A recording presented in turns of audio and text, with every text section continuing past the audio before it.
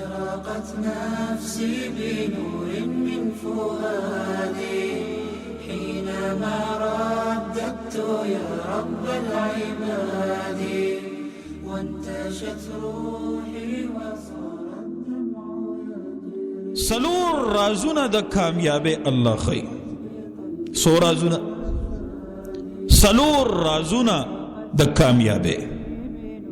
چا چې دا سلور کارونه وکړل د چرې نشي ناکامه کېدی، د فائز دی، د کامیاب دی، د په فلاح او کامیابی موندونکو والو کې دی. ومن یطع الله، او چا چې تابعداري وکړه د الله. دا آیات خاص کر لمحه فکریه د داغه خلکو د پاره چې څوک وایي چې مونږ د چا ومنو، مونږه د چا ومنو. څوک وایي چې کامیابي به په څه کې وي، کوم داسې شی دی چې مونږ په هغې عمل وکړو او مونږ کامیاب شو. څوک به وایي زه هوښیار یم په دې عمل وکړه، څوک به وایي زه هوښیار یم زما په دې عمل وکړه. زما او ستا به څه هوښیارتیاوي راشه د رب د قرآن نه تپوس وکړه. رب په قرآن کې وایي دا څلور کارونه وکړه ته کامیابې، ستا کامیابۍ کې هیڅ شک نشته. ومن یطع الله، او چا چې تابعداري وکړه د الله ورسوله او د پیغمبر د الله، ویخش الله، او یریدو د الله نه په تیر شوي عمل باندې، ویتقه، او ځان بچ کو د آینده مخالفت نه. نو نتیجه څه شوه؟ فاولئک هم الفائزون، دا کسان هم دی کامیاب. تفسیر قرطبی کې امام قرطبی رحمت الله علیه 270 کاله مخکې امام قرطبی رحمت الله علیه د دې آیات د لاندې یو واقعه ذکر کړي چې عمر فاروق رضی الله عنه مسجد نبوي کې ولاړ دی او په دې کې یو کس راغو رومي و او عمر فاروق رضی الله عنه سره یو ځای ودرېدو او فوراً وی انا اشهد ان لا اله الا الله واشهد ان محمد رسول الله.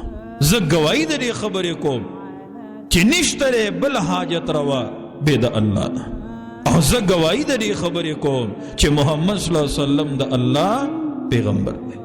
وایي زه مسلمان شو.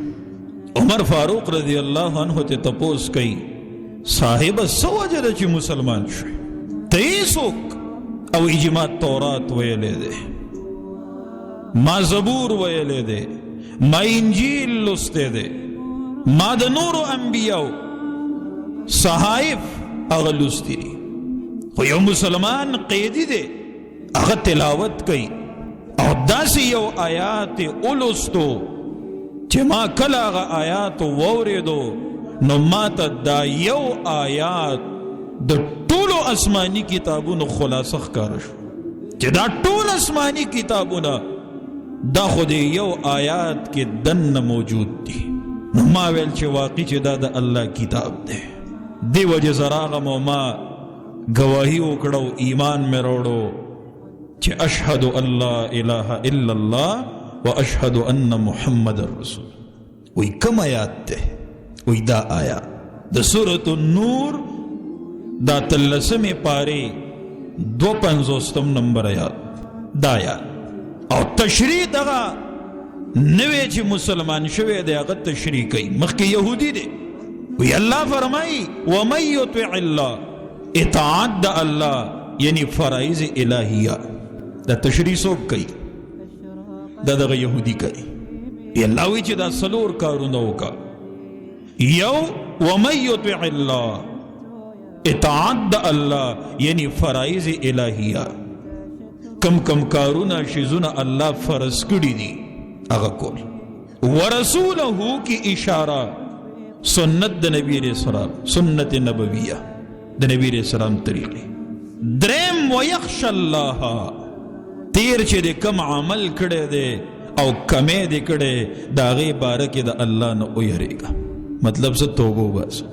او څلورم ویتقه، آئنده کلک و مصمم ارادو کا چې زبا د فرائض الہیو او د سنت نبویہ صلی اللہ علیہ وسلم د دې خلاف بنکو.